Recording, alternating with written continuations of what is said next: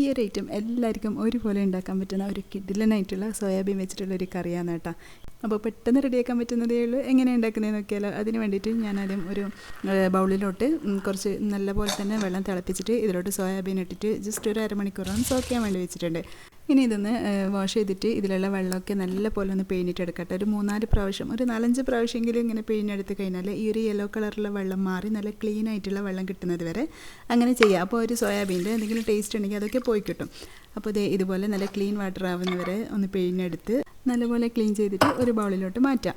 ഇനി ഇതിലോട്ട് നമുക്ക് കുറച്ച് പൊടികളാണ് ചേർത്ത് കൊടുക്കേണ്ടത്. അതിന് വേണ്ടിയിട്ട് ആവശ്യത്തിനുള്ള ഉപ്പ് ചേർത്ത് കൊടുക്കുക. 1 ടീസ്പൂൺ മുളക് പൊടി, 1 ടീസ്പൂൺ മല്ലിപ്പൊടി, 1 ടീസ്പൂൺ ചെറിയ ജീരകം പൊടിച്ചത്, 1 ടീസ്പൂൺ തന്നെ ഗരം മസാല പൗഡർ, 1/2 ടീസ്പൂൺ മഞ്ഞൾപ്പൊടി എല്ലാം കൂടി ചേർത്തിട്ട് നല്ലപോലെ കൈവച്ചിട്ട് തന്നെ ഒന്ന് മിക്സ് ചെയ്തിട്ട് എടുക്കുക. ഇനി ഇതൊരു അരമണിക്കൂർ അവിടെ റെസ്റ്റ് ചെയ്യാൻ വേണ്ടി വെക്കട്ടോ.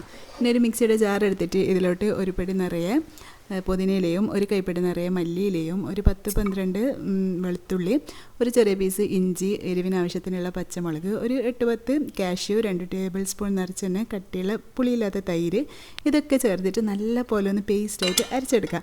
ഇനി ഒരു പാൻ എടുത്തിട്ട് അതിലോട്ട് ആവശ്യത്തിനുള്ള ഓയിൽ ഒഴിച്ചിട്ട് ഇതിലോട്ട് കുറച്ച് ഹോൾ സ്പൈസസ് ഇട്ട് കൊടുക്കുക. 2 ഏലക്കായ്, 2 ഗ്രാമ്പൂ, ചെറിയ പീസ് പട്ട, ഒരു ബേ ലീഫ്, ഇതൊക്കെ ഇട്ടെടുത്തതിന് ശേഷം ഒരു 1.5 മുറി ഉള്ളി നല്ല പോലെ ഗോൾഡൻ ബ്രൗൺ കളർ ആവുന്നവരെ നല്ല പോലെ ഒന്ന് വഴറ്റിയെടുക്കുക. ആ ഒരു ഓയിൽ ചേർത്തിട്ട് ഇട്ടിട്ട് ഇനി ഇതിലോട്ട് നമ്മൾ നേരത്തെ റെഡിയാക്കി വെച്ച ആ ഒരു സോയാബീനും നല്ല പോലെ ഒന്ന് ഫ്രൈ ആക്കി എടുക്കുക.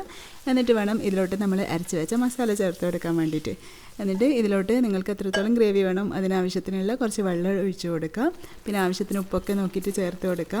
പിന്നെ ഒരു 1/4 കപ്പോളം ഫ്രഷ് ക്രീമോ കട്ടിയുള്ള തേങ്ങാപ്പാലോ ചേർത്ത് കൊടുത്തിട്ട് ഇതിലോട്ട് 1 ടീസ്പൂൺ നിറച്ച് തന്നെ കസൂരി മേത്തിയും അതുപോലെ 1 ടീസ്പൂണോളം പഞ്ചസാരയും കൂടി ചേർത്ത് കൊടുത്ത് കഴിഞ്ഞാൽ നമ്മുടെ അടിപൊളിയായിട്ടുള്ള കറി ഇവിടെ റെഡി ആയിട്ടുണ്ട് കേട്ടോ. ഡീറ്റെയിൽഡ് വീഡിയോ വേണ്ടവർ ലിങ്ക് ഒന്ന് കമൻറ്റ് ചെയ്താൽ മതിയേ. Thank you.